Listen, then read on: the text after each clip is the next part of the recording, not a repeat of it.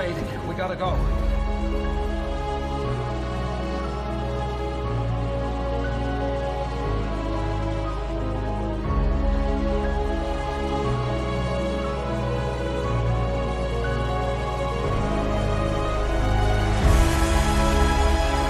I'll get my car. I brought mine. Yours.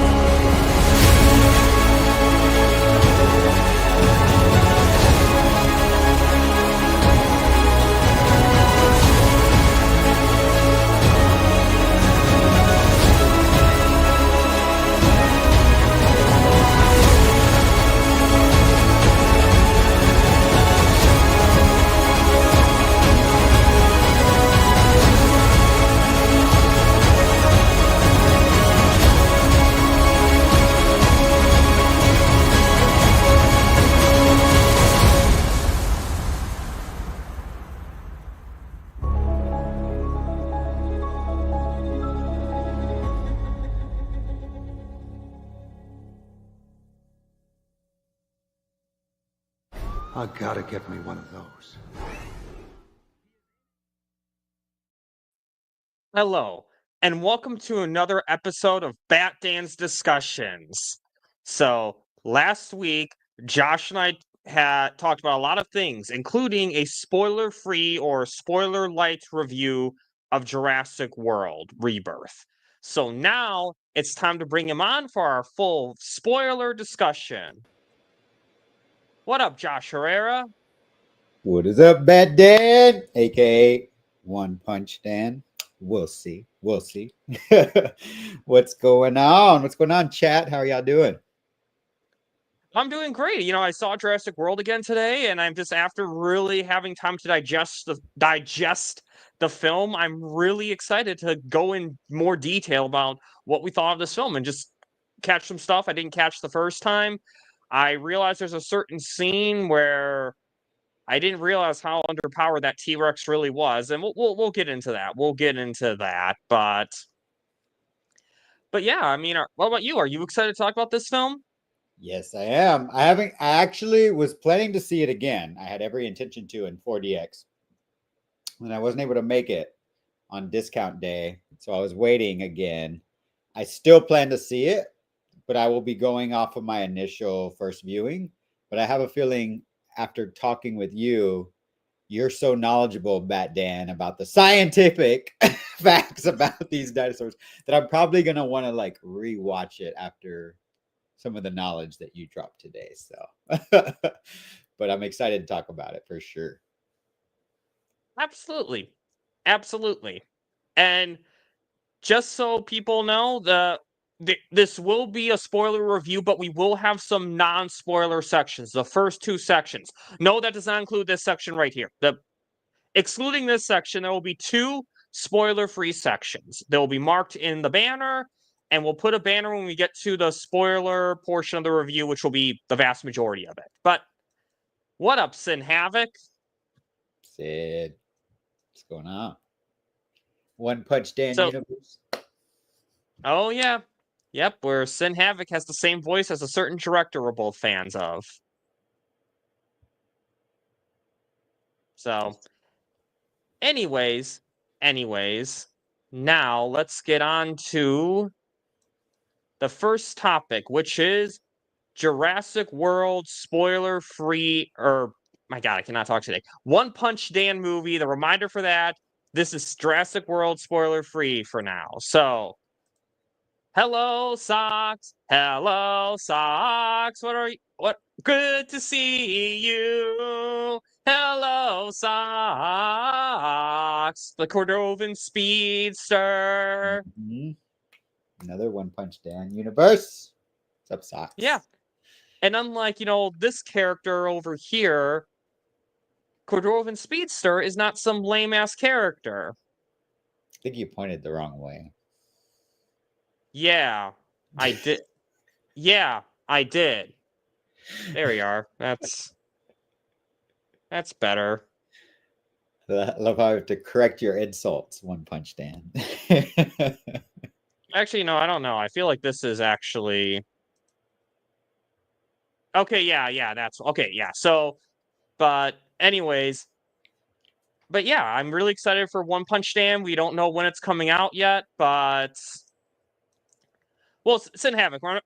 I don't think you're Zack Snyder anymore, but at the time this was being developed, Zod made your boy Zack Snyder. And look who we have in the chat. Skywalker, congrats on 3K, man. Super Sky, congrats. Good to see you, Skywalker. And don't worry, Socks, you're going to be dealing with me soon, too. So, anyways, though. I need you, Speedster. Come here. Help me with this guy. Anyway, One Punch Dan movie will be coming out. Zod is working really hard on this movie, and I'm really excited to have it come out. Again, kind of the same thing I've always been saying. But, oh yeah, someone was saying in the chat that you were at 3K subscribers. Apparently. But do you have another dog? Let's see. Oh, so Sky is finding out here. Or let me just make sure. Yeah, that's what I was going to do. Okay, while you look that up, we'll just talk about One Punch Dan some more. 3K. Yeah. Congrats, Super Sky. But yeah, anyway, sorry, lost my train of thought right there. Because we always like to support our friends, support Skywalker and support Zodwriter for making this great movie. I'm really excited. And you know what? In the Lame Just Josh series that he'll be doing, at least the kaijus, which are mutated dinosaurs, basically have feathers. So Zod will be giving the kaiju feathers. So, and what up, the Curly Ray? What's up, Curly?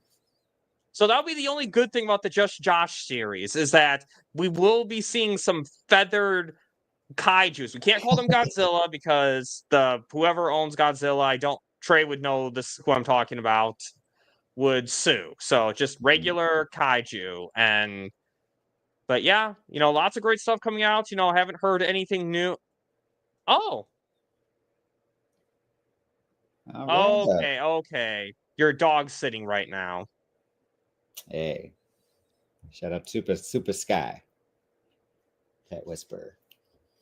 Oh yeah, sells ZSJL to Netflix, absolutely, and sells Snyderverse to Netflix. The real hashtags. But we actually will have some other hashtags that we'll be promoting at the end of this stream. If you know, you know. But anyways, any other thoughts you want to say about One Punch Dan? I'm excited. Zod's been cooking. I've been seeing some more content, Bat Dan, and I don't know if you're gonna be able to handle me. We'll find out. Oh, I will be. Or don't worry, you're gonna get your ass kicked by One Punch Dan. This is gonna be you, Just Josh. You're gonna be on your knees going, "Oh, One Punch Dan, please don't hurt me. I'm at mercy. Don't hurt me." You're gonna be like that other DC character that came out this weekend. You're gonna be like him.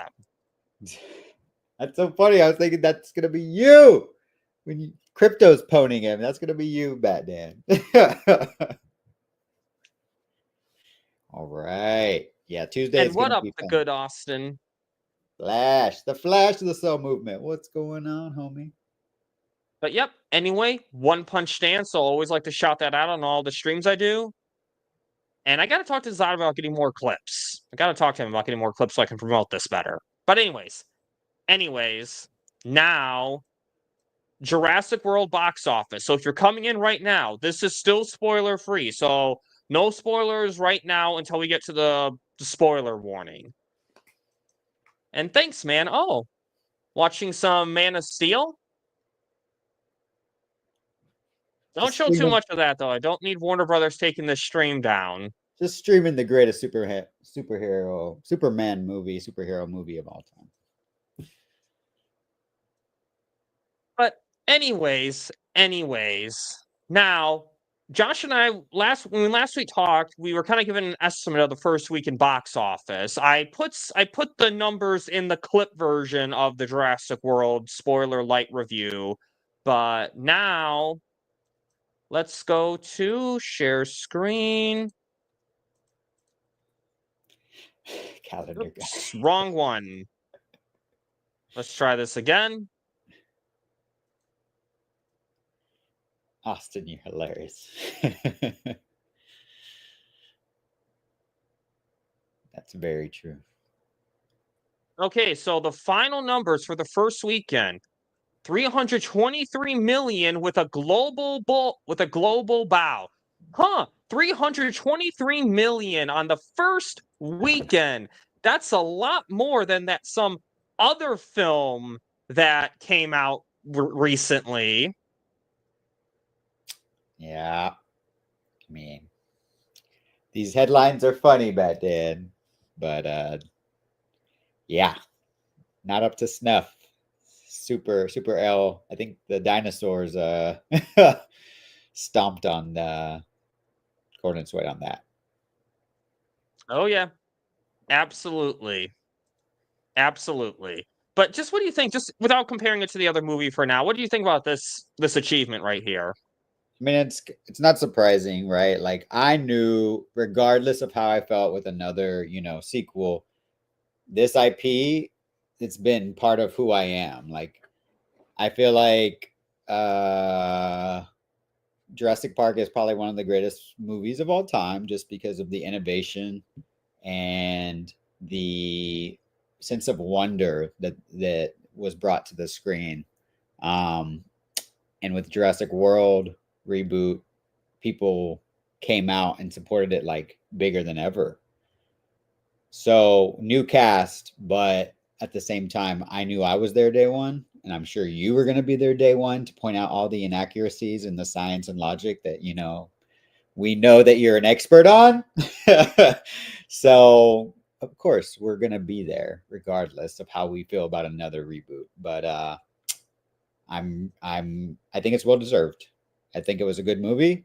I don't think it was the best of them, but at the same time, I want to see more of the universe. So well deserved.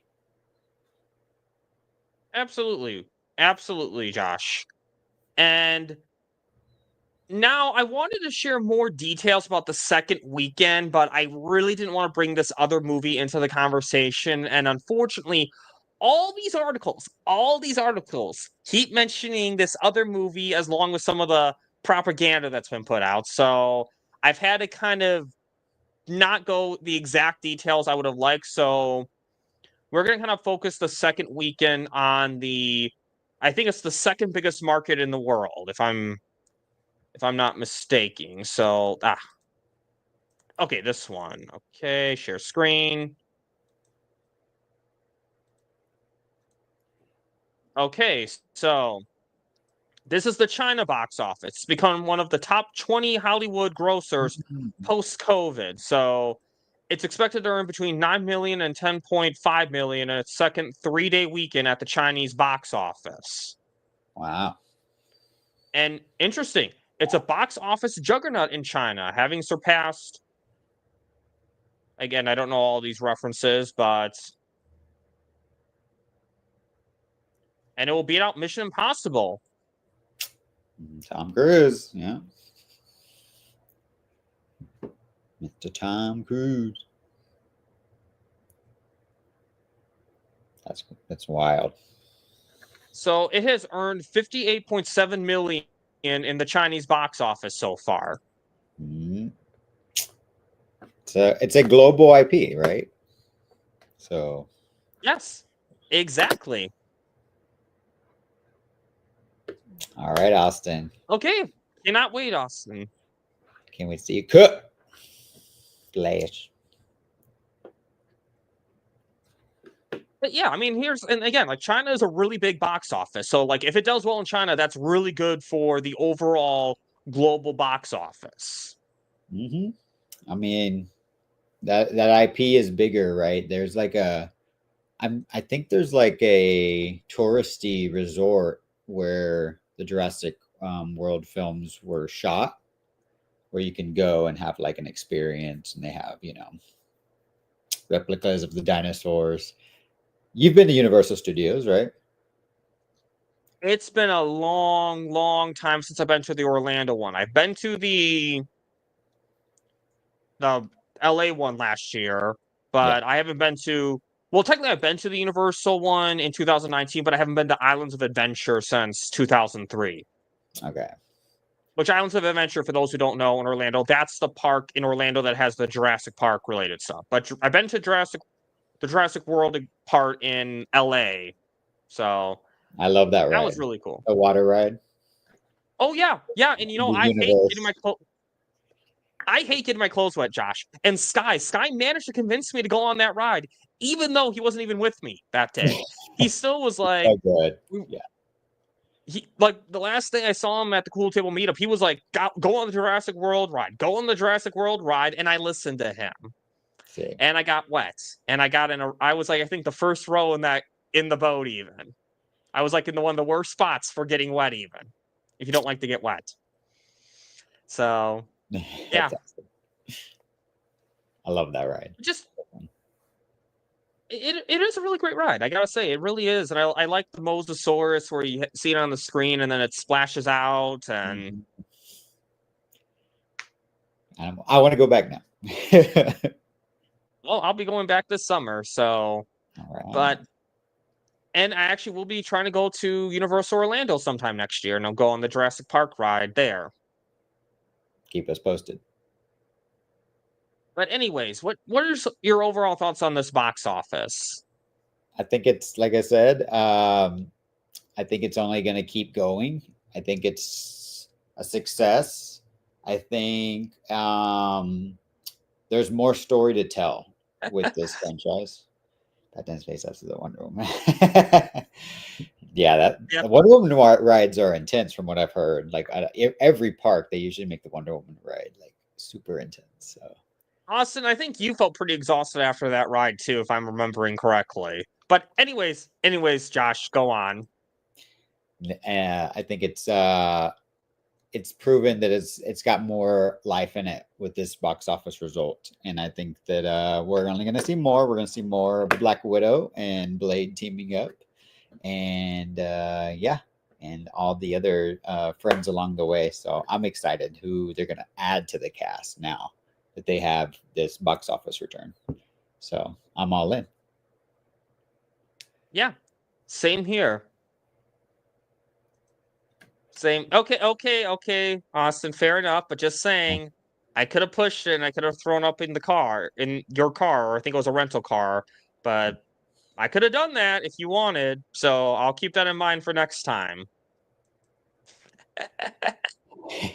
But yeah.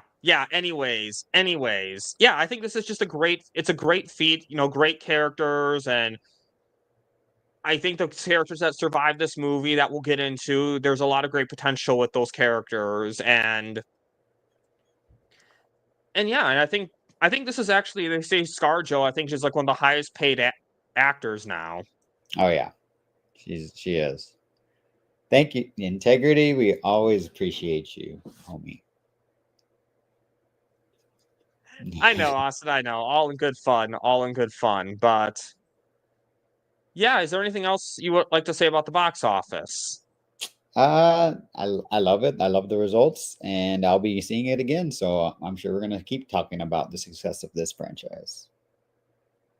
Same here. I don't know if I'm going to see it again because I only have so much time to go to the theater and so much money, but I definitely think there's a lot to talk about. I think this franchise has a big future, and it definitely, so far, I think dinosaurs are stomping all over an alien right now. So Sure. people, do not let the trades fool you. They're doing some very creative counting, very underhanded tactics.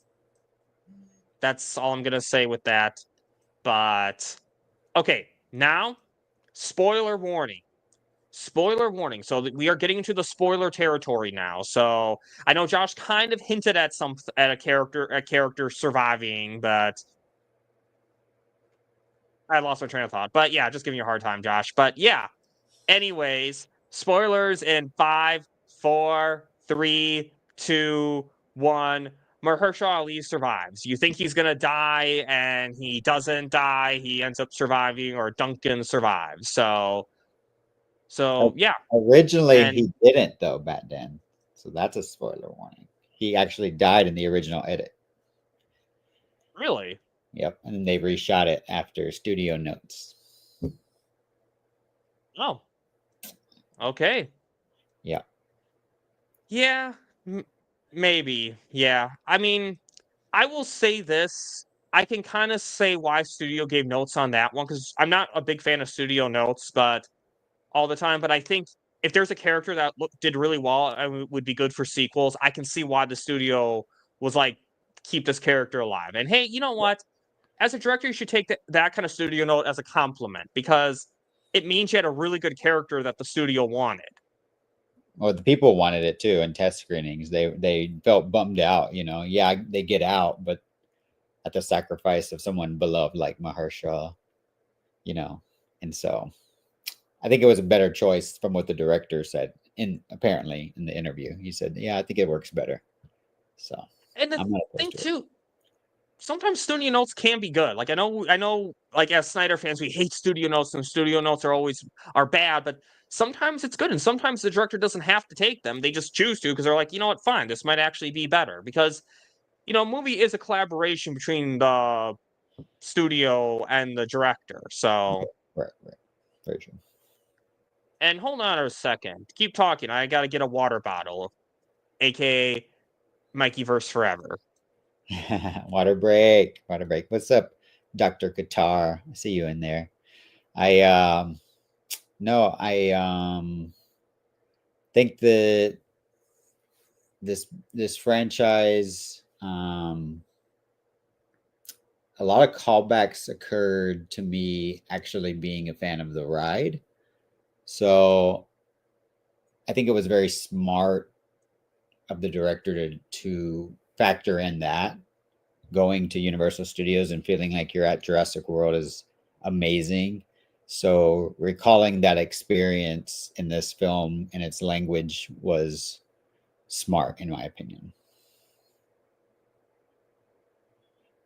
Yeah, what does that stand for?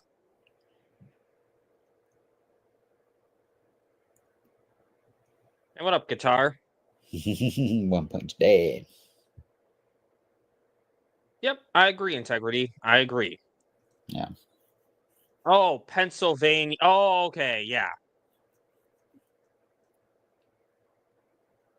Yeah, I'm very bad at accents. I'm very bad at detecting accents. But anyways, now the opening segment, cause of death, a Snickers wrapper. I'll be honest, I saw this and I got so frustrated. It's like, guys, you're dealing with a giant ass monster. Do you really need that Snickers now? Do you really need that Snickers now? Yeah. Snickers. Great product placement and, collaboration. Like I saw a lot of things that were sticking out, but it's Jurassic Park IP. Like you're gonna see it everywhere. So I like that there was a meta-ness to it too. Like kind of what we're going through with like fatigue of certain genres, right? And so they're talking about fatigue of dinosaurs, but you have to like keep it fresh. So all these promotional crossovers are smart, in my opinion. And honestly, too, I'm fine with product placement because it makes it feel more realistic, honestly. It's always weird when you watch a Yeah. show and like on Simpsons, it's Maple and My Pots. It's like, just stuff like that. It just makes it. So I actually prefer when they can use real brands, because it makes the setting feel more realistic. It's just more of, why did you bring it? Why did you bring it? Why did you bring it in like in the restricted airs in that restricted section? And I'll be honest, when that D-Rex came and was about to eat the guy, and I was thinking to this woman, it's like, yeah, you can't let him out. As harsh as it sounds, it's like that thing's gonna come out. And everyone's gonna get eaten. And honestly, I just wish I was just thinking, dude, just die with dignity, please. Like you know how Joker says, in your last breath, in your last moments, people show you who they really are. Mhm. That guy's a coward. I'll say that. That guy's a coward. He's willing to risk the safety of like everyone on that island for himself. But anyways, Josh, what's your thoughts? No, yeah, it was actually a good scene. I liked the reveal of, well, not really a reveal, but the teasing of what we are going to see as our new big bad of the franchise. So it was a little bit corny in tone, but at the same time, I think it was more friendly for young audience members to enjoy this franchise. I know my niece loves dinosaurs, so I think she could watch this movie. She's only 6, but the way the tone of the scene worked, it was scary, but at the same time, not that scary. So I enjoyed the scene overall. I did too. There was some moment again. Bringing the Snickers was really frustrating, but I think it did a really good job of setting up the story, setting up why the site was abandoned. So I think it was a very necessary part of the story. Yeah. But yeah, anything else you want to say about the opening segment? I mean, it was kind of a cool scene, seeing it kind of like our pre-flashback to, explain where these new dinosaur hybrids came from. So I enjoyed the tease early on of what would become a new mystery, because I knew nothing about the story of this movie. So I appreciated that they held back. You didn't see the trailers at all? I did, but I didn't really pay attention too much to like what was actually happening in the TV spots. I've started to do that with all. Like I didn't watch any of the Super L trailers. I've seen some of the Fantastic Four, but not the more recent ones. So it's kind of cool being a little surprised. Yeah, no, that's a good point. That's a fair point. I mean, the only thing I really knew was about the whole getting the 3 things for I didn't necessarily know it was for heart disease. It was just for some disease. So, anyways, now opening setting of the movie, undoing previous movies. So, Josh, I just want to hear this big question. How did you feel about the fact that people are tired of dinosaurs in this movie? I understood why they did it, like, because it's commenting on, like I said, mentioned earlier, the entire genre of movie, right? And how things are quickly becoming stale and old, and then people wanted to see the next thing. So I did find I was invested with the last Jurassic World cast, right? I don't think that this movie completely did ignore that, right? But it just didn't disregard it.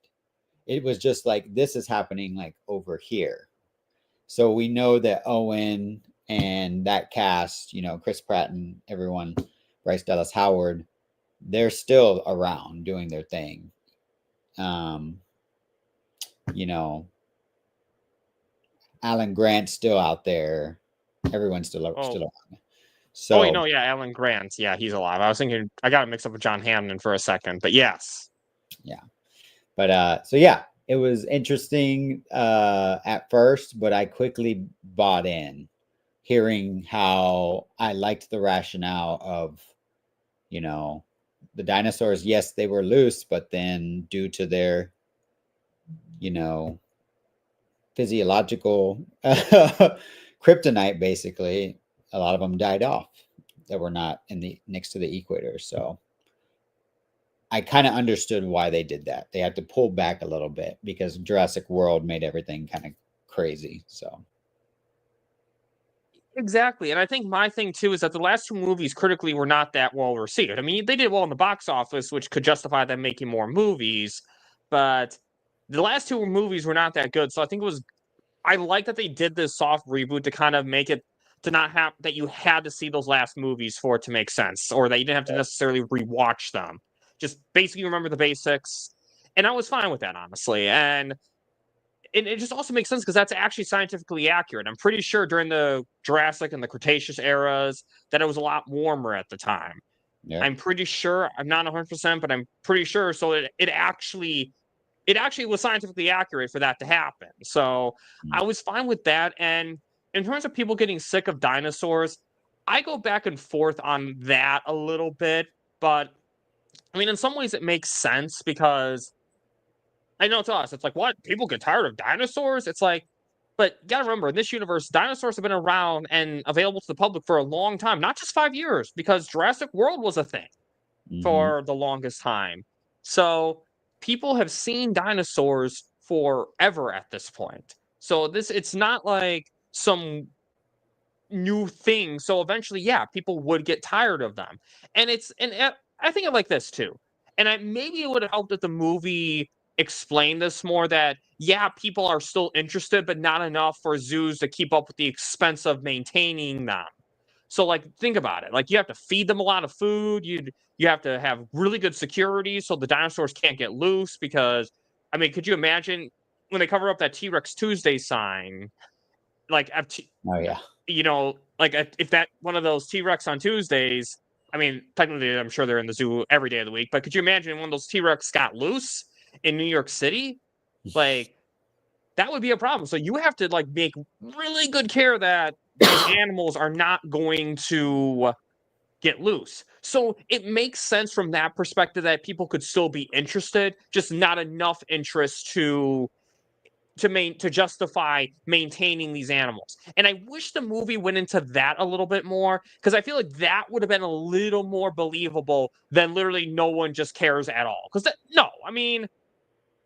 even though they've been around forever, there's new generations that are born. There's people who just didn't have the money to see them.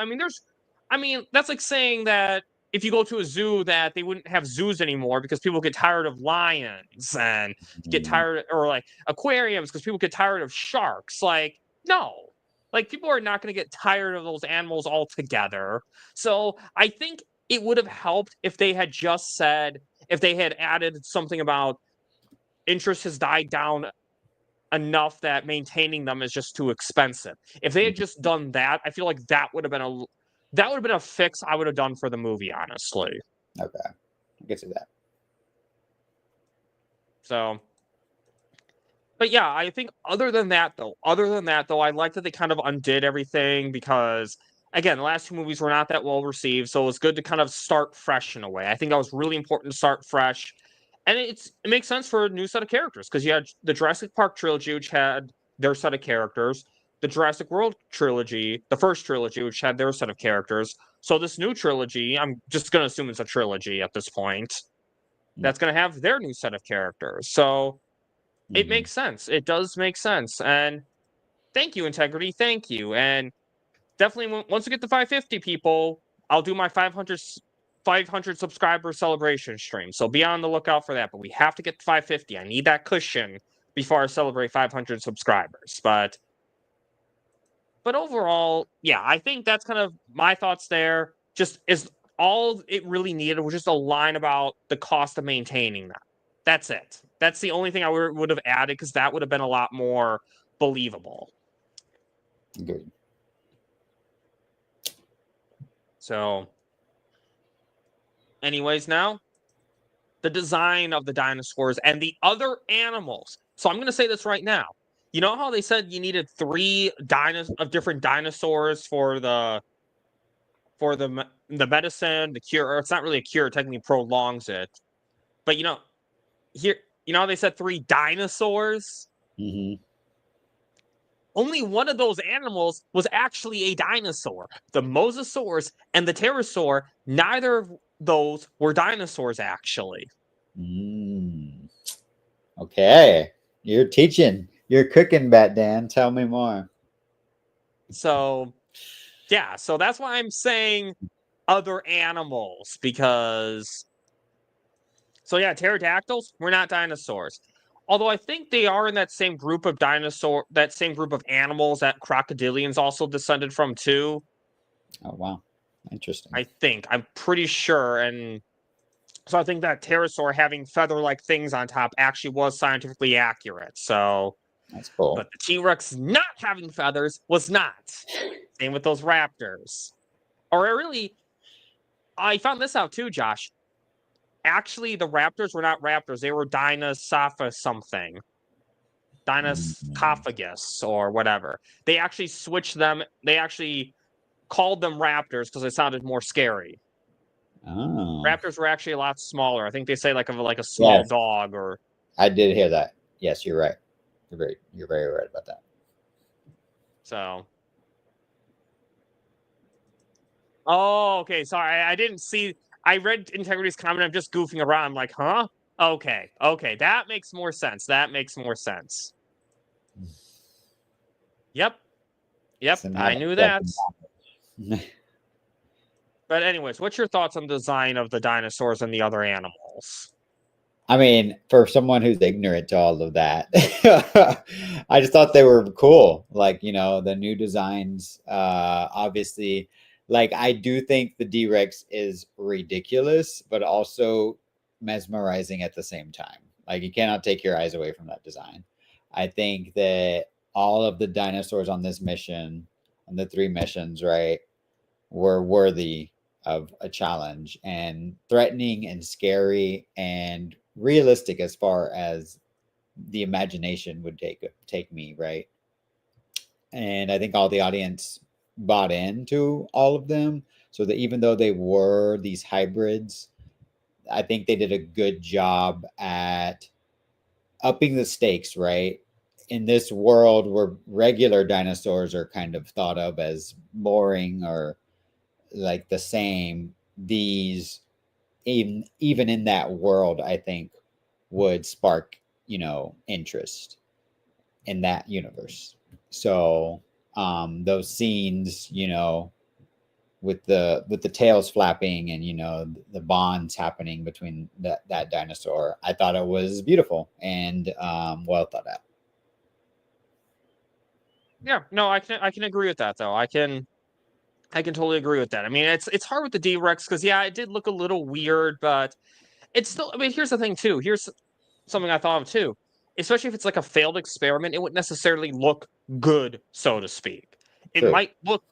It looking ugly does kind of make sense. I know it sounds like that lame Flash excuse, the CGI is supposed to look bad, but in this case, it actually does kind of make sense that the design doesn't look all that great. But I'll say this too, it still looks scary. I'm just saying, if you're in that, if you see something like that chasing you, you're gonna be scared. So And I love that we got to see all of it, right? They didn't hold back. It was very it reminded me very much of the Cloverfield monster, which I enjoyed that movie. So I like that callback and that kind of homage. so Josh, I've actually never seen Cloverfield. Well, spoiler alert. You get to see the monster, Okay. but not a lot of it. So, but what you do see of it looked like the D-Rex in my opinion. Okay, then we'll have to check that movie out. I know if Sin Havoc's in the chat, he'd be like, Bat Dan, homework. But I think overall they looked realistic. They didn't look like too fake CGI. Again, my only criticism is the theropods not having feathers. It was nice that the pterosaurus did, because I think the pterosaurus would have had feathers too. I'm not 100% sure on that one, but it did have like those feather-like things on the back of its head. But also would not be able to lift a human like that. It would be like one of those birds of prey trying to lift a human. I mean, like a real birds of prey, not the DC birds of prey. Like that wouldn't happen. So, but anyways, other than that though, I thought the designs were really good. Objectively speaking. And yeah, now we'll get to the overall story. So what's your thoughts on the story? It was very simple, but I thought that that was smart, right? You don't have to overdo it in something as strong as this IP. And this was very much, in my opinion, a video game-esque type story, right? We got to do this mission, and then this mission. And then, we have this final mission. And so I think that it was smart because it kind of felt like it upped the stakes for each one. Like, okay, what are they going to get to now? Like, if they had to deal with this, the land, the air, and the sea dinosaur trial, basically. I thought it was well thought out in the sense that it merged these two coincidental parties with the family and then the team. How they converged, I think it was good because it kind of shows a everyman perspective, and then the special ops what it's like to take on these dinosaurs. And so I enjoyed it. I thought it was well laid out. The set pieces and the action were well woven into the storytelling. And I was entertained the entire time. I agree with what you said. I agree with what you said completely, because I think don't overdo it, and I think that was a big problem with the last two movies, is that they overdid it with all the getting into the knee deeps of cloning, showing a clone human, and all this crazy stuff, and they're doing something with locusts. I'll be honest, I barely remember that plot, but Right. point is, I think it needed a very grounded and simple story. Because here's the thing, simple stories are fine sometimes. I'm not going to say it's some phenomenal, like, masterpiece, like Oscar-winning story, but who cares? The story does what it's supposed to do. Get the public reintroduced to dinosaurs, get the audience reintroduced to the dinosaurs, and just a simple, like, getting back to the basics. I mean, Jurassic Park, the first movie, that's a basic story too. And that's what it needed again. It needed that. I think it really needed this kind of story. Because I'll say this, Josh, this is what kind of bothers me about movie criticism nowadays. A movie's either as good as Zack Snyder's Justice League, or it's as shitty as Justice League. It's one of those two. It's never, like, a lot of times people criticize, it's never something in the middle. It's never something that's maybe here, but instead of here, it's just, it was a good story. It was a basic story, but I think it's the exact story that we needed now. And I like the premise that you need to go to 3 different dinosaurs or animals that existed among the dinosaurs to get this cure for heart disease. And again, I don't know the science, the health science. Don't ask me about that, but I'd say from a general audience perspective, it makes sense that a big animal would need a big heart, so extracting their DNA could lead to a cure. And, there's a little bit of a moral, ethical debate of, should big pharmaceutical companies have this? Shouldn't this be for everyone? And I can agree with that. I mean, let's be honest here. If one company had this, they'd be a lot of money, absolutely. But then a lot of average Joes would not be getting it. I mean, I don't want to get too political with this, but I will say that it would definitely not be good if only one company had the patent to something like that. So, yeah, absolutely. I like that they kind of threw that in there as well. But yeah, overall, it's a great story. And then, again, a family trip gone wrong too. You had that story as well, where a guy's just trying to have one last adventure with his daughters before one of them goes to college, and a boyfriend learning there's more to him than just some lazy asshole. So that was another great story too. And let's see. Yeah, I will be mad. I absolutely will be mad, Socks, if that happens. And I'm gonna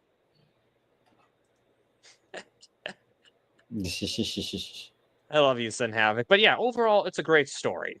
And now let's get to ScarJo. What's your thoughts on ScarJo? I thought she was Laura Bennett. Yeah. Go on. Sorry. No, I mean, I did kind of see her as a she was Black Widow, but she wasn't Black Widow. She was a special ops. And I like how she was kind of, the focus was on her, I think, a lot of the movie. And I think that was smart because ScarJo does have a lot of the MCU love, right? And people want to see her. And with her character being seemingly out of the MCU, this gives her fans like an opportunity to kind of see her be a badass once again. And she is very much so. I loved her interplay with every cast member, including the family, and the flirtation with Loomis as well. I thought that was a smart dynamic to put that, because there's always been a little bit of everything in these movies. Danger, a little bit of comedy, suspense, horror, and there's always like a romantic love scene kind of peppered in there with the magic and wonder of thrilling dinosaur action set pieces. So ScarJo being a big part of those, I think, was smart and felt familiar for the audience. So I thought it was a smart choice to have ScarJo in this role.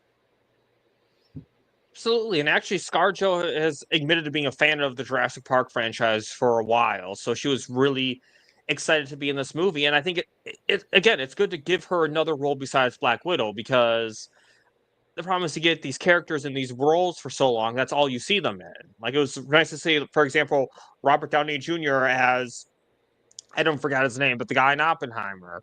It was nice to see that again, because seeing him as this completely different character that's not Tony Stark. So yes, I absolutely love seeing that. And it's so funny because, so I'm a big fan of the Kingdom Hearts franchise. So a lot of times I kept thinking they were saying Sora instead of Zora, because I don't know if you've ever played that game before, or any of the game in that franchise. Okay, so for those of you who don't know, that's the main character's name is Sora. But yeah, anyways, I like this character. I like that she had some of the Black Widow aspects of being special ops, and she was such a badass character. I really liked that, and it was really kind of clever foreshadowing what they did with her character. Is that they mentioned the douchey scientist is like mentions how her mom died from heart disease, and you just kind of think of it as kind of a throwaway line at first, but no, it makes sense why she makes the choice at the end, why she's kind of more okay with science, with this cure being,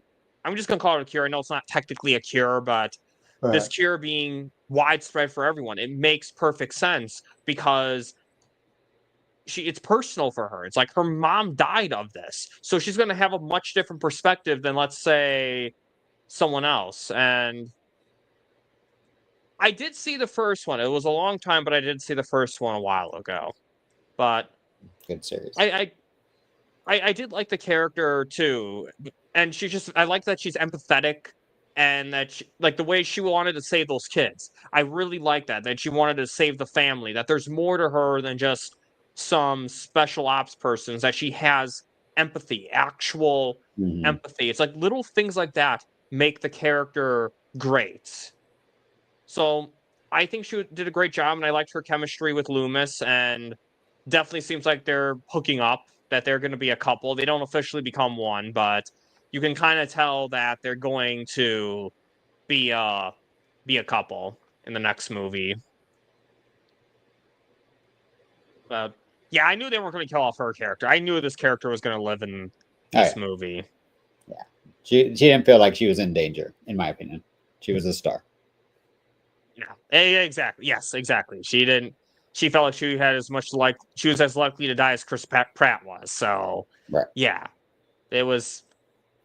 And I will say that's something I kind of noticed is like all the characters who are just kind of there are the ones who died, and all the characters that we care about are the ones who live. Like the only named character who's actually big that dies is the bad guy, the guy who turns out to be bad. But all the other, did you notice that? Like, oh, it's like this character does have a background. They're dead. Give them the red shirt. If you don't have a background, just put on a red shirt. I don't actually watch Star Trek, but I do know that reference at least. Now, Duncan. I will say, Josh, when you said that he was supposed to die and that and then the studio note he doesn't die, I kind of think about this now. I was watching the movie this morning for the second time, and I'm looking at certain points. Where's Mahershala Ali? Where's he? Where's this character? There are certain times at the boat, it felt like he wasn't on the boat, and then like there's a shot of him there. I'm like, okay, there he is, and now I'm like, okay, that's why. That's why. Is that there's probably scenes they took where he was dead. So that's why there's certain points where it looks like he's not even there, but then they'll do like a quick shot, like, nope, nope, nope. There he is, guys. Here he is. He's right here. He's alive. He's alive. Yeah. So, but what's your thoughts on this character? I loved his dynamic with all the cast members as well. Just like I mentioned with ScarJo playing Zora. I think that he had heart. There was a backstory, right, with the reference to what happened to his son, and you knew that that was going to play out somehow. And so I could see why the director at first in the story agreed with the fact that, okay, he needed to sacrifice to have his like redemption, but at the same time, you can still get there by not sacrificing him, right? We'll talk about him, but the fate of another character, you know, who I think we in the community love this actor. So once you have that blow already established in the movie, people love Mahershala. Like I don't think it's a wise decision to take out another person who we enjoy seeing on screen. I think that was a fatal mistake, just like I think Skywalker agrees, and I think Batdan, with Luke Cage killing Cottonmouth and making Black Mariah, I think that's what was her name, the villain, you know. It just kind of undercut something epic, in my opinion. I love Cottonmouth in that series. So yeah, they didn't repeat the same mistake that the Defenders universe did. So I was happy about that. I think he was a hero, and I want to see more of his heroicism in these movies with this team. You know, I loved how he kind of challenged Loomis, and there's still dynamics to be explored between him and the other characters. So I'm excited to see his future. I am too. And yeah, I'll say this though. It's not the Defenders universe anymore. It's part of 616, which means him being Blade does not make sense because continuity doesn't work that way. A character doesn't die automatically means someone can be reborn looking like them. So better, if they're gonna bring this Blade movie, they better retool it so he's not from 616. But anyways, I'm not gonna get on a Marvel rant right there. Maybe Sox and I can have marvelous discussions about that. But yeah, I really like that. Like, I mean, the second time watching this, it really made a lot more sense why he's yelling at the dad so much. Why did you bring your kids into this dangerous place? Why did you bring your kids into this dangerous place? And I'm like, okay, yeah, he lost his kid. He's more overprotective of kids because he lost his own son. Like, that's why the whole time he's like, I'll get the kids. He's so concerned for their safety. He was the one who was even like, we got to go back for the kids when they landed on the island and got separated from the family. He was the one who was upset about that the most. And I really like that aspect to his character. But I also like there's different layers to him. Like when he and ScarJo work on their little scam to get more money out of the rich guy. I mean, like there's still some aspects to them where they're like, they're smart. They'll do some stuff to try to make more money, but they have morals. Like he didn't hesitate to say they should go back for the family. I really like that. I agree. I think it made sense to keep this character alive. The only thing I will kind of say, which I think the editing kind of hurt this a little bit. So when the D-Rex goes after him, when in the original shot where he's dead, the light's out, and now the D-Rex is going after the other characters. But now in the original edit, it makes sense. Oh, this is as far as he could go before he died. Right. But now in the edit, I'm kind of wondering, wait, so did you just turn that off and just assume they made it far enough? Because what if, I'm just saying, like, it could have, Yeah. Like, what if they weren't able to get away? They were still pretty close. They still had to kind of gun it a little bit. So, what would have happened if they just didn't gun it fast enough? Duncan would have been an asshole. He'd been like, oh shit, I should have left that on longer. I should have like thrown it or something. So I mean, again, that's kind of a minor nitpick, I'll say, but overall, I like this character, and I think this was a good character to live. I think in general, I'll say this. If they didn't plan to make any more movies after this, I will say that killing him off would have been the better choice, actually. But since they're going to make other movies, let him live. And also, I'll say this too, and you were kind of alluding to this earlier. Letting a character die for the sake, like sacrificing yourself for the sake of sacrificing yourself is stupid. Like, yes, being willing to die to save others is great, but at the same time, if you have an opening to get out, like let's say you're getting a horde of zombies towards you so that the other people can escape, and then you got this flame and you're getting away. It would be the equivalent of, oh, there's a door right there I can get through, and not taking it for the sake of sacrificing yourself. That'd be stupid. Right. So yeah, no, I was fine with it. I think I was fine. Just some editing stuff I think kind of got hurt with that, and I think some of the issues make a lot more sense with what you're telling me. But overall, I think he's a great character, and I liked his attitude. And he's like, "No French before breakfast." I just love little one-liners like that. But also, I liked his relationship with Zora, because this is something you don't see a lot. You don't see a genuine guy-girl friendship that's just a friendship. Like, how often do you see that, where a guy and a girl are friends and they're not a couple? Sure. Like, it was nice seeing that they could just be friends, like they're just really close friends and nothing more than that. Yeah. And I love that he gave Zora shit for not going to her mom's funeral. He's like, that's like the worst thing I've ever heard. Like, this is the worst. This is absolutely the worst. I'm like, yeah, I was like, yeah, I love that line. I love that line. So yeah, that was a great, and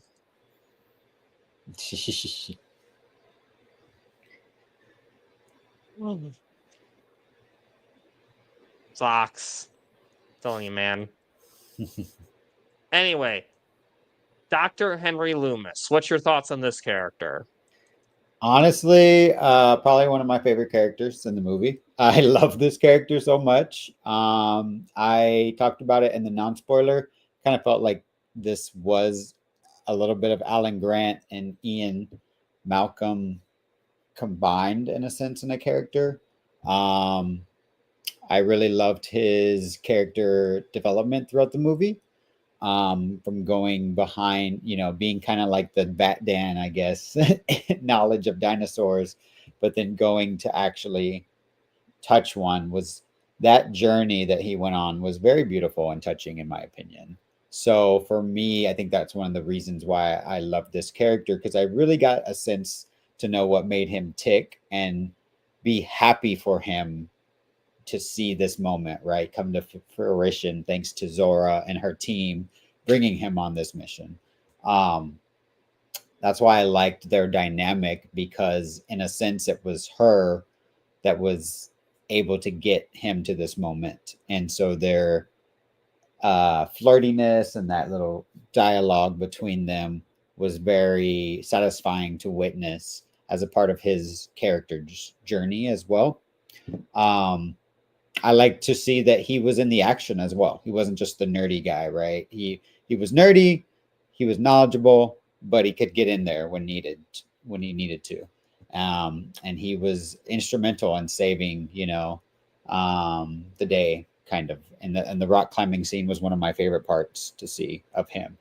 So I can't wait to see more of him in the future. And I thought Jonathan Bailey nailed the character. Absolutely. This guy had really good character development. I'd say it was him and the boyfriend I think those two had the best character development of all the movies. And I think what I liked about him is that, yeah, as you said, he's just kind of been more behind the scenes studying dinosaurs, but not getting his hands dirty, not getting his feet wet, not getting in the real world out there. But here I like that he goes from being kind of like this guy who couldn't really handle himself to actually having an adventure and risking his life. I mean, the whole rock climbing thing you talked about. I really like that. Like the whole scene where they're talking about, oh, just like the gym, I have a 20-foot rock climbing wall. It's just like that. It's like, yeah, but this is 20 times. It's like 5 times more, 20 times more than that. And if you fall, you die. And just, but I really like that though, because it really showed like how he's developing as a person. Or like at first, like remember, he was gonna try to tag the Mosasaurus or get the Mosasaurus with that vial, but then ScarJo's like showing him what will happen if he tries, and he lets her do it, but then he's able to catch the last one of the pterosaur when it falls down. He's able to survive, like navigate through that with hanging on to the pterosaur that in real life would have dropped him because he's too damn heavy for it. But anyways, yeah, I really did like that. And I love his respect he has for the dinosaurs. And I loved his respect that he has for, like, what he says about humans, too, about how humans don't overestimate humans just yet. I mean, yeah, we rule the earth now, but dinosaurs have lived a lot longer than us humans on this earth. And I like that he points that out, that there are times where we need to be humbled a little bit as a human species. I'm not going to lie. And I think I like that he had that he threw that in there. But I will say, he's supposed to be knowledgeable about dinosaurs. Yet he specifically referred to the Mosasaurus and a Pterosaurus as a dinosaur. You're supposed to know about dinosaurs, dude. Those are not dinosaurs. Those are not dinosaurs. They lived among the dinosaurs, but they were not dinosaurs themselves. But other than that, though, great character. But he should also be commenting about how bad it is the T-Rex doesn't have feathers and how the raptors don't have feathers. He should have said something about that too. But anyways, on to this guy now. The douchey businessman. I will say I kind of like what they did with this character. I like it at first he kind of slowly reveals himself to be more of a douche. At first it's like the Brontosaurus dies and he's like, oh my god, just die already. I want to get through traffic. I'm not going to lie. I might have been that way too if I was in a hurry somewhere. It's like, it's an animal, not a person. I'm not going to say that. I would like to think I wouldn't be that heartless, but I feel like that's a normal thing. You don't think too much of it yet. And at first it's like, oh yeah, he's trying to invent a medical cure to save the world. And then, yeah, make some money, sure, but whatever. That's nothing too bad yet. And then when the girl falls over, it's like he hesitates for a little bit, but he doesn't directly push her. So maybe, again, maybe there's still something with him. You don't know. Or because, like, letting it happen and doing it are different things. But it's like a slowly you're kind of seeing it.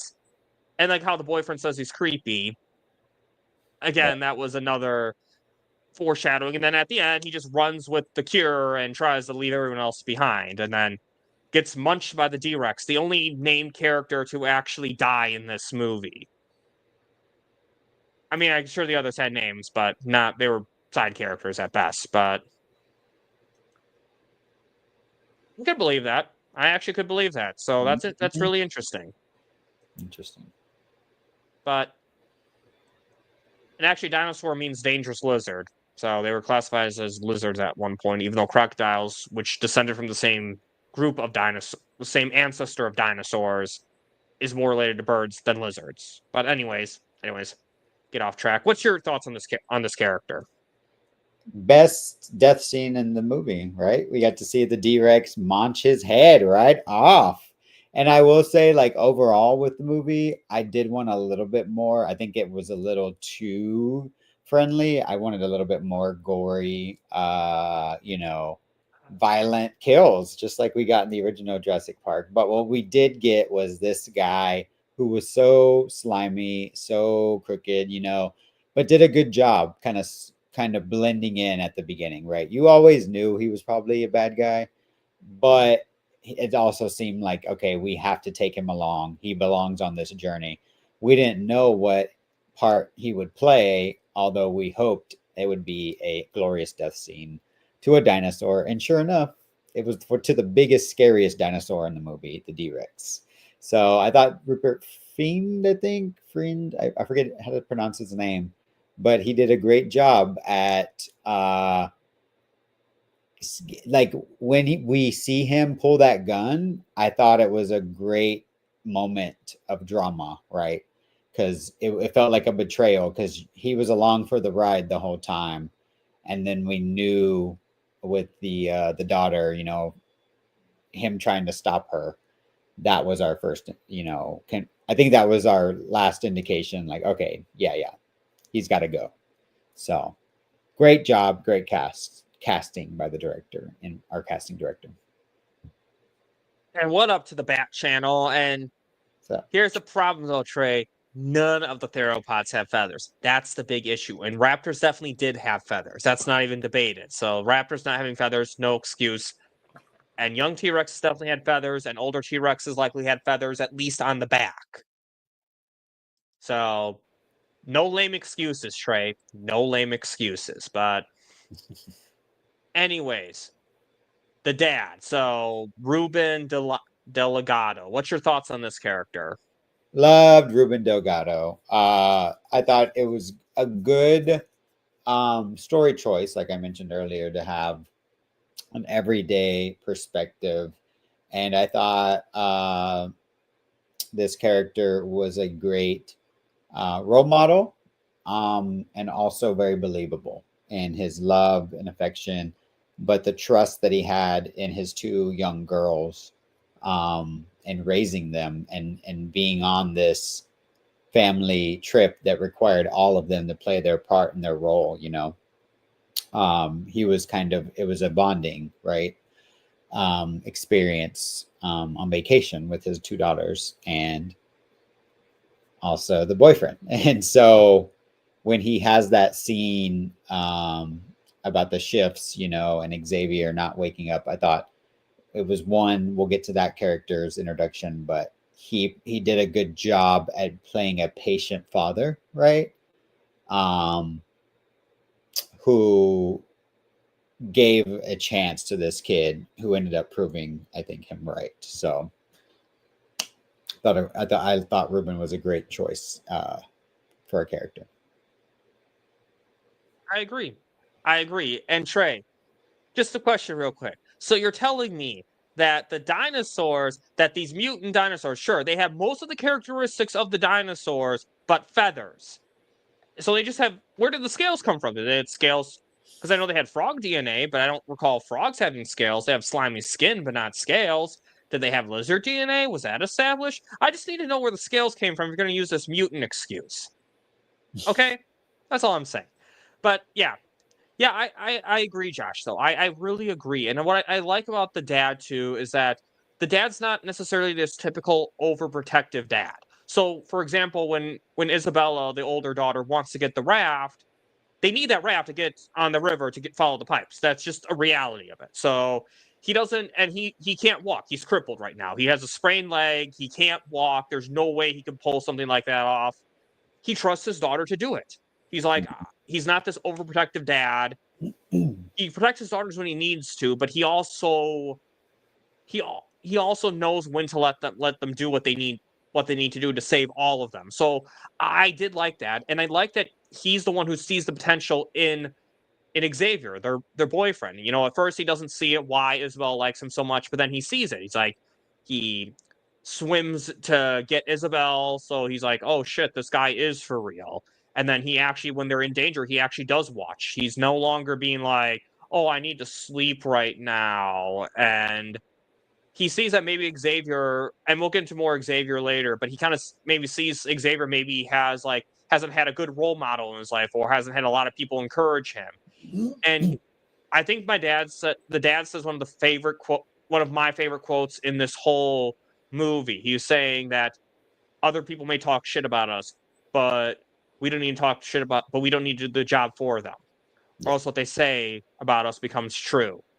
So I think that's a very important quote, because I think that's something that we do forget about. Is that a lot of people bully us in life, even as adults. I mean, look at us. We're Snyder fans, and I make, for example, I made one comment about Pete Ross about how I like his character development, and that which got some nasty comments.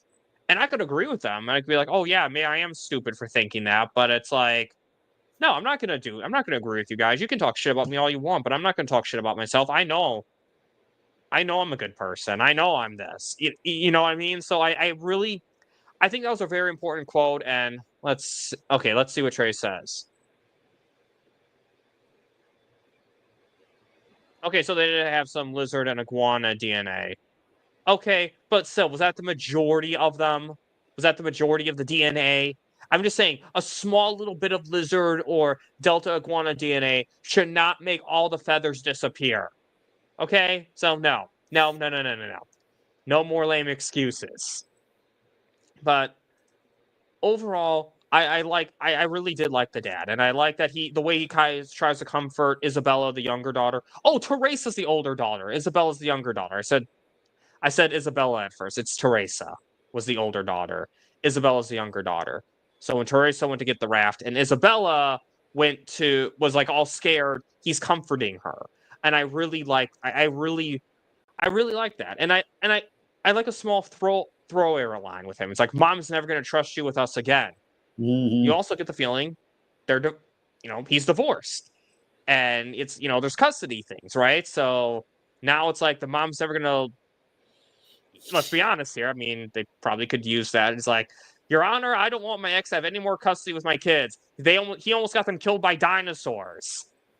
Sure. I mean, I'm just saying, if they do a sequel, I would kind of like the mom to be instead of the dad, and then the mom to be like, yeah, I don't trust your dad. I don't trust your dad at all. And then she does something stupid that gets them in trouble. It's like, huh, okay.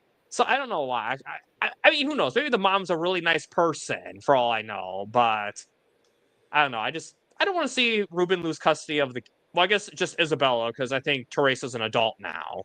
So there's no custody, but I don't want to see him lose custody of Isabella.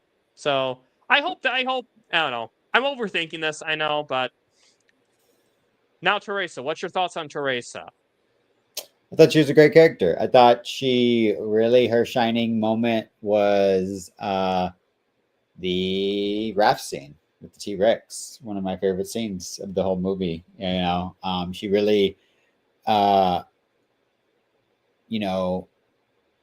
she came through when she needed to. She stepped up, and I think every character did in a certain degree in this movie, which is why I think it was so enjoyable. And seeing her,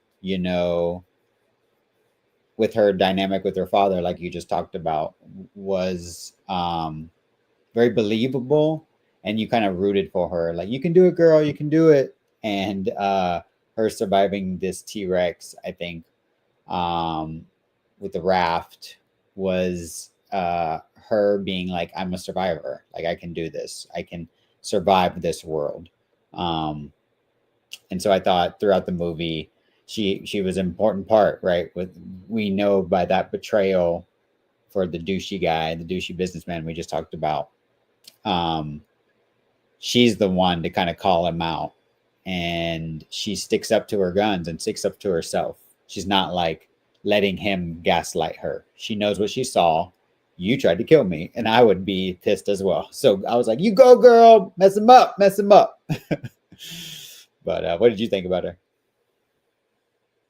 That line when you said, I'm not crazy, I'm homicidal. That was such a great line. I love that. And because, yeah, as you said, I would be too. And I did like this character a lot, because I like, at first you wonder, why does she have such a loser boyfriend? But again, she sees the other side of him. She has that potential, and she did take a lot of leadership roles. Like, she's like, hey, Dad, you're hurt. You cannot get this raft. I will go get the raft because we need this to get out, and you getting it will get yourself killed.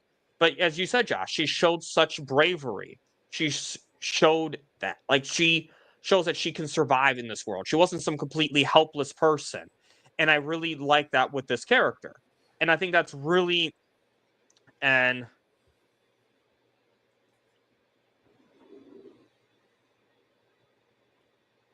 it's more likely they did than they didn't, Trey. It's still scientifically inaccurate. Okay? Trey's just... Trey's giving you a hard time, bad damn. Yeah, Trey and his lame excuses. But for those of you who don't know, Trey and I, we love each other. We rip on each other all the time. But anyways, yeah, I really like this character though. I think she's a great character, and also Xavier. I mean, I'll be honest. When I first saw this character, I'm like, please kill this character off. Please let him die. Let him die. He's such a nobody, so useless. But again, you see him step up more. When Teresa falls in the water, he dives in after her. He doesn't even hesitate to do it. He runs for the raft or the floaty thingy and dives in after her. He does that. And then you see he's still a little cocky. He's like, "Do you want weed?" or "This is my deathbed." Lines like that were kind of funny. But then he takes over and he's willing to what he's like, "Hey, this is my shift now. I'm no longer being lazy." And then it's like you see this guy doesn't want to be complimented. Like the dad's trying to tell him what a good person he is. Like, and then he's like, "No, I'm not. I'm not." And you wonder, like you see, there's a backstory with him. I'm wondering, are his parents unsupportive? Is that, is his dad a junkie? Stuff like that. So is his old, does he have a bunch? Is he the youngest of 7 siblings where he's constantly being hated on? And socks. Anyways. But I think he's one of my favorite characters in this movie. He went from being one of my least favorite characters to one of my favorite characters because he steps up a lot. He steps up as a character. And I will say, too, when he was peeing and those dinosaurs are about to go after him, I'm thinking, oh, shit. Oh, shit. Is he going to die peeing? That would be an embarrassing way to die. I'll be honest, I might have just let the pee run in my pants at that point and run away. Like, maybe, you can live with wet pants rather than dying. But, and then, at the end, he and Ruben, they give that look to each other, that exchange of looks at the end of like, approval of. So he really stepped up as a character, and I really like that. What's your thoughts?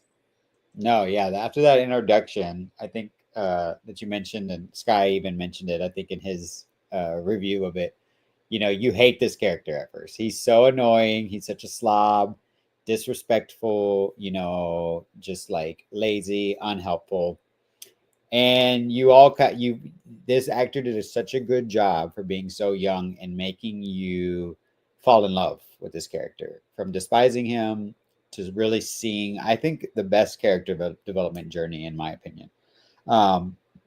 He ends up being a underdog that you're rooting for.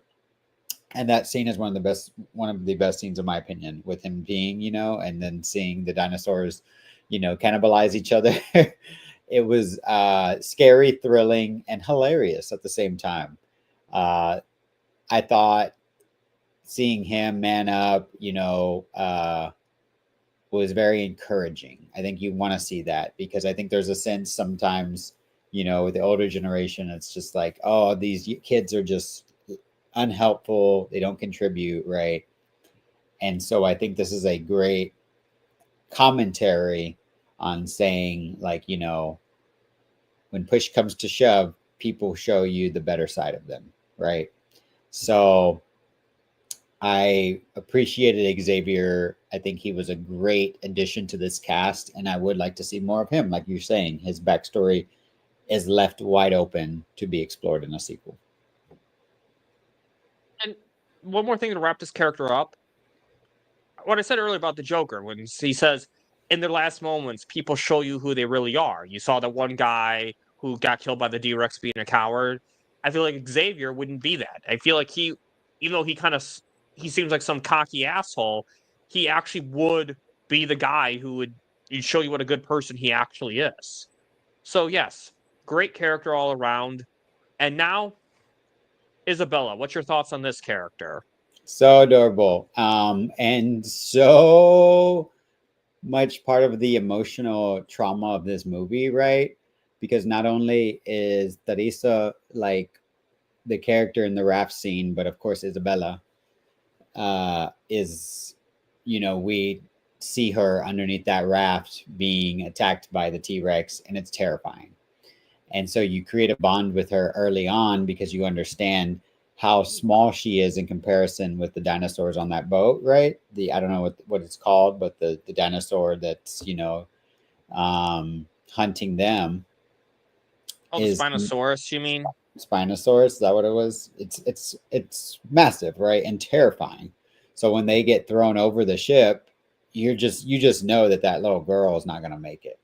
So in the scene with the T-Rex, we're already prepared for her to not stand a chance. So when we see the T-Rex with the raft, I almost for a split second, I was like, oh no, they did it. They killed it. They killed this little kid. So I believed it and I bought into it. And then quickly after, as soon as it happened, I processed really quick and I was like, oh no, she's not dead. I got the sense early on from the tone. There were some tone shifts where I was like, okay, they're not going all the way with this movie, which is, I think they maybe should try to do a better job at the tone, in my opinion, because there were moments that I kind of got telegraphed for me where I could kind of tell Isabella was not going to be, killed. But of course, I was glad she wasn't at the same time. I don't want to see a little kid get eaten by a dinosaur. But it was very refreshing that the T-Rex was once again, and I guess it's not the T-Rex, but a T-Rex-like dinosaur is the villain instead of the hero, because it's kind of gotten predictable when the T-Rex comes and saves the day. And the callback with the T-Rex, that shot looking like the ride at Universal with the waterfall, I thought was a great touch and callback. So this scene in general with Isabella, and then getting out and being faced with the D-Rex as well was such a great scene to see her overcome and get through. So I loved her as well. You really see her step up and be brave, and because let's think about it. This is not something any little girl should have to go through. Being on that island with dinosaurs and not knowing that you're going to die if you're going to die. I was like, this is not something she should go through. As Mahershala Ali is saying, this is not an environment she should have been brought in. Although I think, again, to be fair to the dad, that was statistically unlikely to happen. But anyways, she's all scared, but then she finds her companion, her Grogu-like character, Dolores, which I'll get into that later. I'm sure you saw from the thumbnail, though, I was making that analogy, but she steps up, she becomes brave, and as you said, when they're all trapped behind the bars and they have to get out of there because there's a dinosaur coming for them, but then there's the D-Rex outside, but they need to get out, she's brave. Because she's the only one small enough to fit through those bars and open it. She does it. And and that was another great thing with this character. And that's why she's another great character. And I hope we see her in the next one, because I know that sometimes the kids get forgotten about, like the kids from Jurassic Park. They're in the first movie. They're in a little bit of the opening of the second movie, but then you don't see them again. The kids in Jurassic World, they're in the first movie. You don't see them at all after that. And I kind of don't want it to be this case. I kind of want to see these characters again. So I hope that we see this family again, because I think they're all a great cast of characters. So the only one I'd be kind of fine not seeing again is Ruben, only because I want to see the mom this time, because I want to see the mom lose the kids instead of the dad. But other than that, though, yeah, Trey, well, I do have some thoughts about that, actually. So yeah. So, yeah. So, yeah.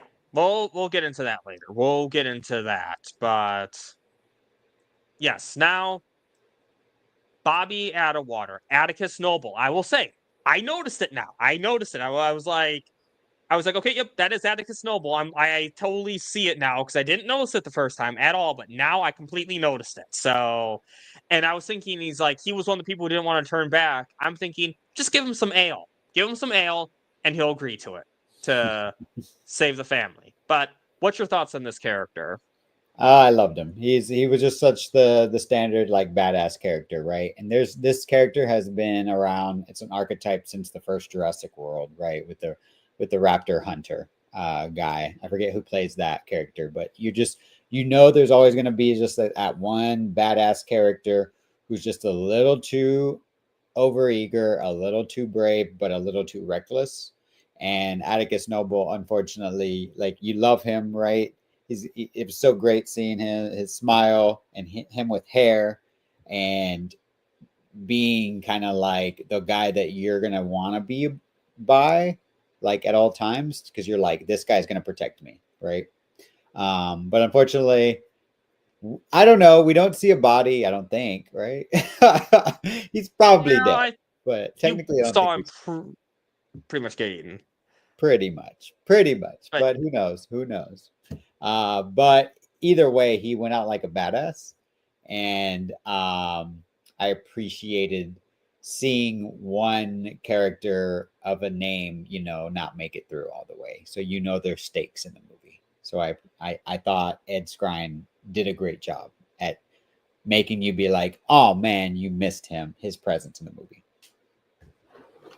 Exactly. And I'm going to be honest, I think we do have a bit of a conflict of interest with this character just because he's played by an actor we're fans of, that people watch are fans of. But still, I did like this character because even when I like that he tries to run the bit again that Mahershala Ali ran with the business guy being like, oh yeah, I would like to help you. I know I agreed on the phone, but then they're like, oh, we already ran that bit. So I did like that. But he does kind of have a bit of that selfish nature, like he wanted to leave the family behind. But that's realistic because I could see that perspective. I didn't agree with it, but I could see the perspective of, oh yeah, they're gonna be fine, and who knows? Taking movie plot out of it, they probably would have been fine eventually. Someone probably would have come to them, but you couldn't know that. So again, it's a bit of a gray dilemma there. But again, you don't get a lot of his backstory. They don't give it to you because they know they're going to kill him off. So you don't hear, like, even though he has a name, let's be honest, you could kind of tell he was going to die because they don't talk about him at all. He's just part of the crew helping them. He was in the movie to die, unfortunately. Like, he was that character who was in the movie to die. So I will admit that, but overall, he was still, I think Ed Skrein did a great job with this character for the time he was in it. So, and it's a dinosaur franchise. You got to kill off some people, unfortunately. So, unfortunately, he was one of the people to go, just like Leclerc. I mean, let's be honest. This guy, he was in like the whole movie basically until the last act, and he's just there the whole time. Like, his character he speaks French, and even speaking French to people who speak English and probably don't know French that well. That's his character in the whole movie. Like, so it was obvious he was going to die because they didn't let the viewers get attached to him. And that's kind of one criticism I had with this movie. I wish they just let us get attached to this character more. Because I feel like the thing is, they wanted to kill off characters, but they didn't want us to be attached to any of the characters that they killed off. So that's why you have this guy here the whole time, basically. The whole movie, he's with the crew until the very last act. And then he's just gone. He's like nothing about him. It's like the viewers it was like the writers and director were like, okay, we don't want viewers to get attached to this character, so let's just not give him a backstory. Like, I feel like they could have given him a backstory. We would have felt bad that he was dead, but that's good. We should have characters that we care about die in this kind of franchise. I don't know. What's your thoughts on that, Josh? No, yeah, I thought he was a good character in the sense that I kind of talked about with Atticus Noble. That's what I'm just going to call him. Because he did his death scene was such a bummer, right? Because he was there, you're right, because you weren't really emotionally invested with him completely. For me, I got enough of him to be like bummed out of his presence being gone. So yeah, I thought it was an interesting idea because I know in the last Jurassic World franchise, there was a French character with Omar Sy, who was in Days of Future Past as Bishop. I don't know, in this community would probably recognize him, but he's in a lot of other movies. So I guess there's a lot of French people in France who love Jurassic Park, I'm guessing. So there has to be like a French presence. So this character did a good job, I guess, representing that, and also helping the team along the way. Exactly that, and that's what I'm saying. Give him more of a backstory then. Like, if you're doing it for the French audience, give him a backstory. But I'd say that's a good problem in a way. If the only thing I didn't like about a character is we didn't see enough of him or wanted more, it means it was a good character. But, like, this character, Nina, she literally, I don't think, has any personality in this movie. She's literally on the boat, gets killed right away. Like, there's nothing about this character. Yeah, it was a red shirt from the beginning. But she had a good death scene to show the stakes. As soon as she had her back to the tide, I was like, "You're gone. Sorry, girl. thanks for being here, but you're not gonna make it." And now, Dinosaur Grogu. The reason I call Dolores Dinosaur Grogu is because, let's be honest. Oh, yeah, Justice for Fives. Can't make a Star Wars comparison without giving Fives acknowledgement. Now, anyways, let's be honest. This character is in the movie to sell toys, like Grogu. Like, this is like a Grogu type of character. It's like, oh, you're so cute. I want to buy all the toys. That's Dolores in this movie. Now, granted, Grogu had more of a plot in Mandalorian than Dolores did, but she's just, I don't know if it has a specific sex, but I'm just going to, because it's a female name, I'm just going to say she. But yeah, she is very, I still like the character. I don't think she necessarily hurt the movie too much, except for what Trey said, which I agreed with. There's two issues I had with Dolores leaving with them. One, they already established that these dinosaurs can't survive out of far from the equator. So I hope that this family lives in Florida or something.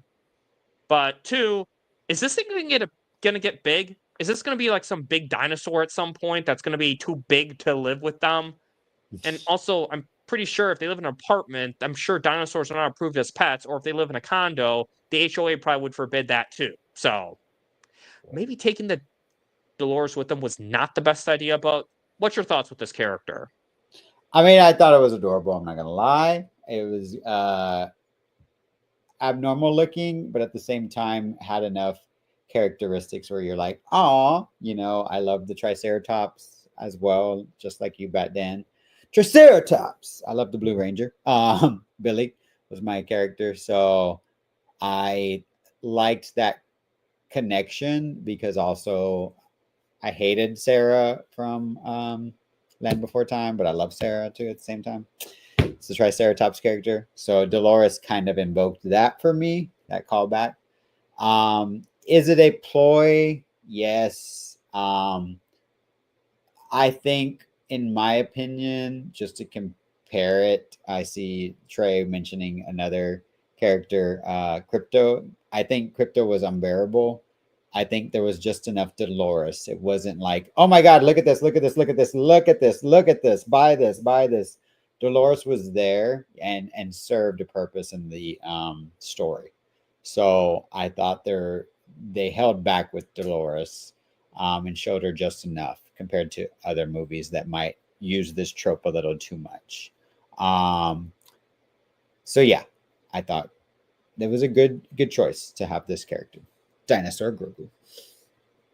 And I'll say this, the Triceratops is my all-time favorite dinosaur. So I don't talk about it as much because that's not a dinosaur that had feathers, so I don't complain about that dinosaur not having feathers. But I love the Triceratops. Same. Now, the raft. If this thing changes ever. The raft scene. Okay, there we go. There we go. The raft scene. Now, I thought it was cool that we saw the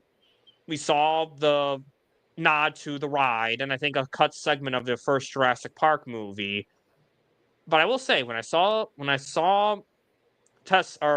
Teresa getting the raft, the only thing I could think of, that T-Rex doesn't have feathers. I was thinking about that the whole time. Where are the thing's damn feathers? It would have colored feathers like you see like I put in the thumbnail. And Trey, no lame excuses, Trey. But seriously though, I will say that when I was rewatching the scene, one thing I noticed is that they underplay the T-Rex a lot. Like in the first movie, kids would not be able to use glass to hold the T-Rex from getting them. That would not happen.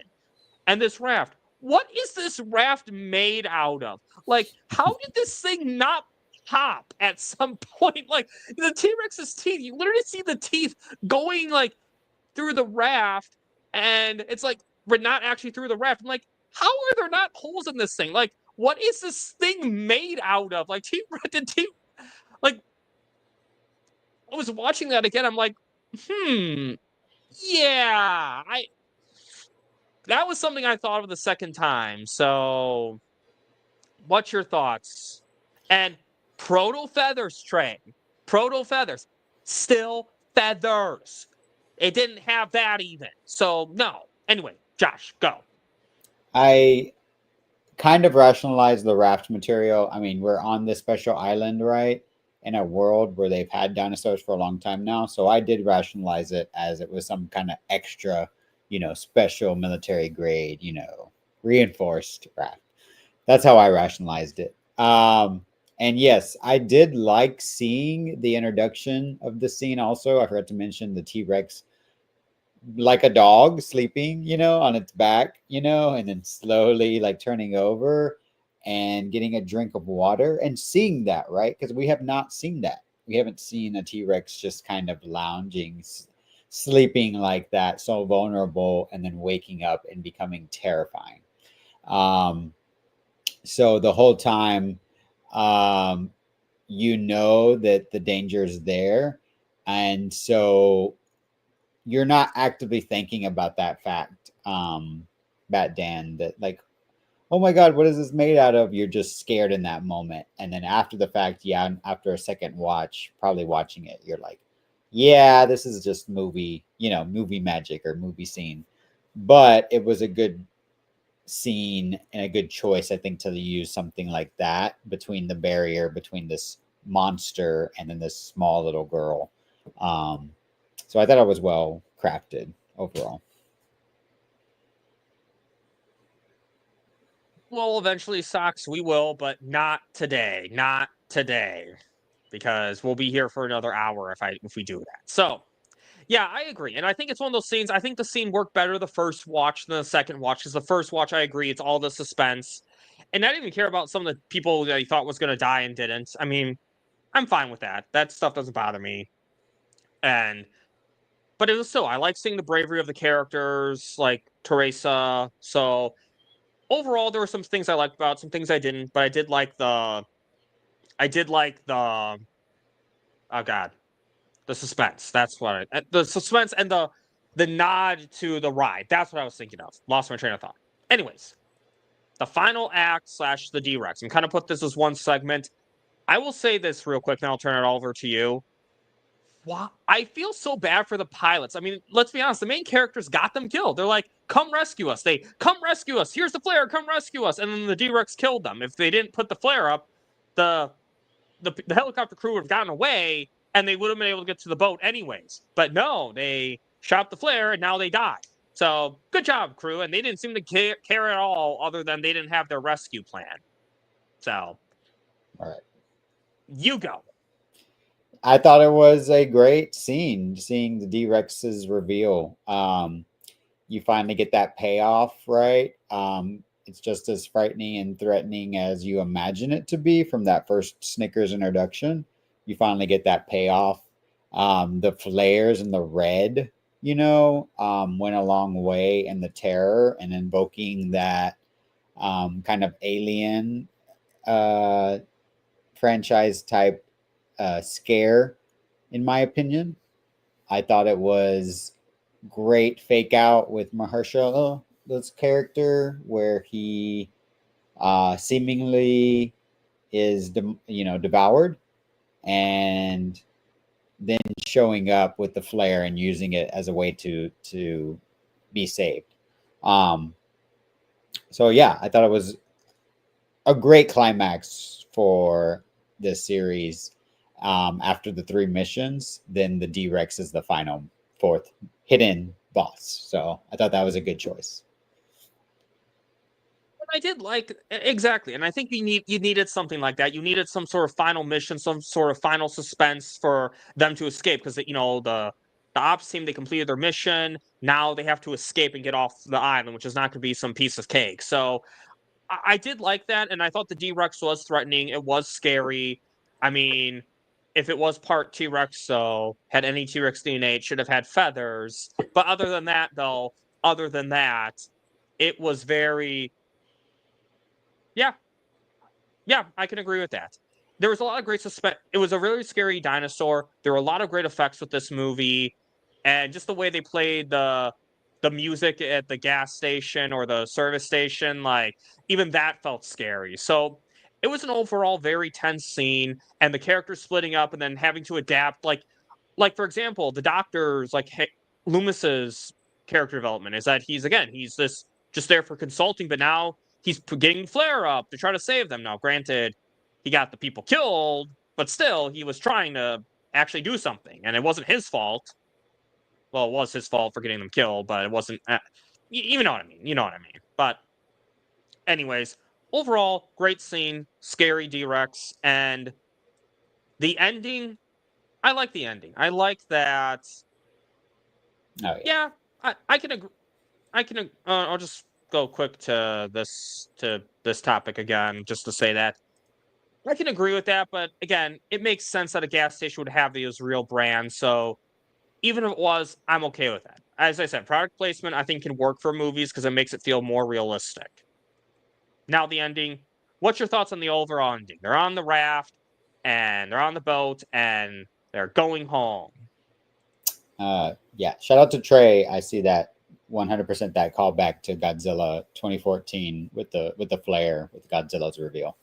So great touch and callbacks from Gareth Edwards.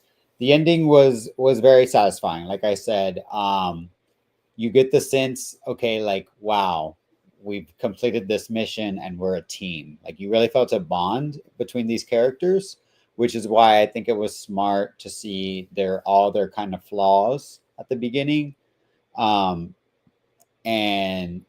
the emotional vulnerability that the audience has, being attached to some of these characters in a short amount of time. You have this coincidental instance with, like I said, the special ops team and the everyday family, and converging and going on this fantastical, dangerous, life-changing adventure. I think the payoff was fantastical and well earned. And yes, obviously there is the little plot hole about Dolores. However, maybe this particular one was mutated to have, extra special adaptive, I don't know, survival instincts. But other than that, yes, I thought it was a more satisfying ending to not kill off a certain character. So yeah, I agreed with it.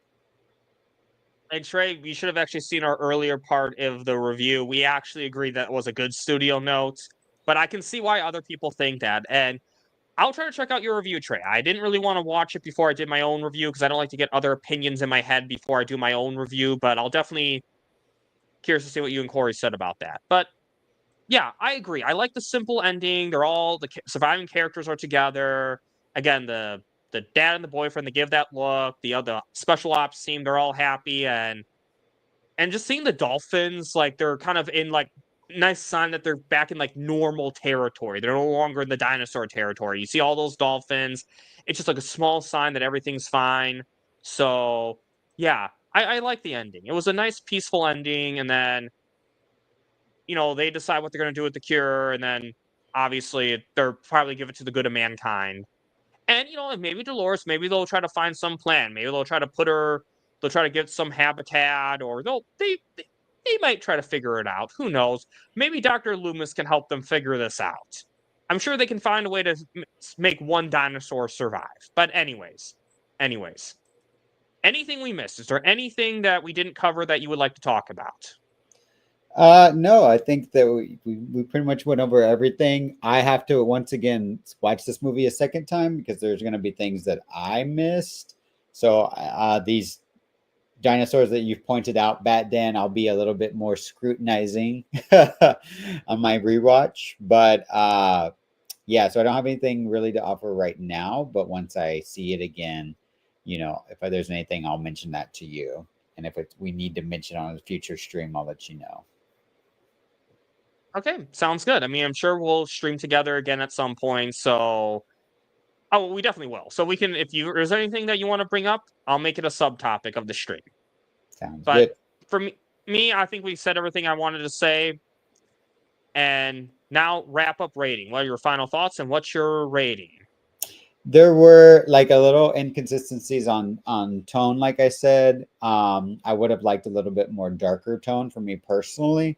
While there wasn't as much magic, in my opinion, compared to the other Jurassic World series, the moments that did hit were there. They were just a little few and far between, but they did stay with me. Like you said, that line about, not being shitty to yourself, right? And Loomis's like arc and seeing that beauty and wonder in all the characters' eyes in that scene.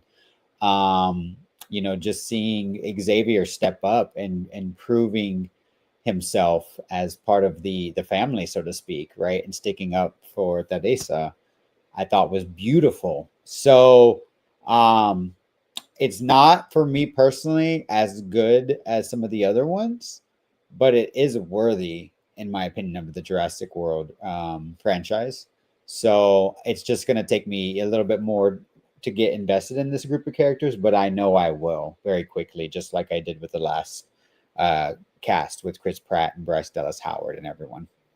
So that being said, for me right now, maybe I'll change it during rewatch, but I'll give it a 7.9, almost an 8, not quite an 8. I was going between a 7.5 and an 8. So I'm just going to be very generous and say 7.9. That's fair. That's fair. I think for me, I really like this one. I really love this cast of characters. I think it's better than the last two Jurassic World movies. I go back and forth between this one and the first one. I think maybe the first one's a little bit better than this one, but overall, I really like this movie. I think the characters are great. I like the quote with the dad and the boyfriend. I think that was really a strong quote. I like the characters, all great characters. So I think for me, I will give it an 8.49234685 out of 10. I think there's so much more they can do with this cast of characters. I think sequels can be really good. I hope they learn from the past mistakes of the last Jurassic World trilogy and don't try to overdo it. And yeah, I think it's a really great movie. I think it's really great. And yes, I always do decimals. So overall, great franchise. Really glad to see it doing well in the box office and beating that other movie right now. So that's really satisfying to see. And yeah, so thank you again for coming on, Josh. And coming up, just want to remind everyone that this Tuesday, if you're watching this live, 7:15, if you're not watching this live, the 15th of July, and this is 2025 if you're watching this a year from now, but there's a trending event hosted by the Curly Ray, aka Rebel Moon Theory. Hashtag Rebel Moon, hashtag Rebel Moon Bloodline. Let's trend for him. We got to show support for the other franchises that Zack Snyder is doing, because after ZSJL 2 and 3, I want more Rebel Moon. So let's support this game, support the mobile game, play the mobile game if you have time, buy it.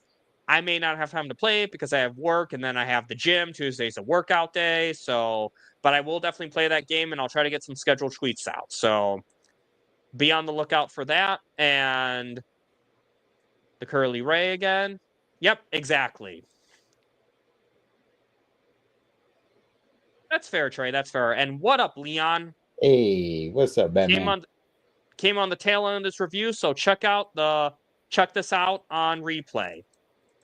And yeah, so definitely be on the lookout for that. I'm sure Rebel Moon Theory will post a lot of stuff, so get your tweets scheduled. And coming up, Josh, anything coming up with you? I'm just gonna be streaming a certain Superman movie, like the greatest Superman movie of all time. So I'll just be doing that. I encourage you to do the same. And rocking out with hashtag sell ZSJ to Netflix, sell Snyderverse to Netflix. So thank you to everyone who's been trending, supporting this IP, and especially those who are being focused and effective. Well said, Josh. Well said. And for me, I have to talk to Sox, but we're going to bring Marvelous Discussions back. I mean, technically, I guess for the viewers, you just had an episode, but that was recorded back in April. So the plan right now is to get a Daredevil Born Again review and a review for Fantastic Four First Steps as part of the plan to out hype a certain movie that came out this summer. So be on the lookout for that. A lot of great stuff. And as more stuff with Cell happens, I will be covering that as well. Same with RebelMoon. And Josh, thank you again for coming on and discussing this great movie, Jurassic World. I had a really great time discussing this with you. And guys, if you like this video, please like, share, subscribe, hit the notification bell for more unique takes, interesting thoughts, and great discussions such as these, and dinosaur facts such as they should have feathers. And on that note, any final words, Josh? Have a Jurassic day. Have a bat-tastic day.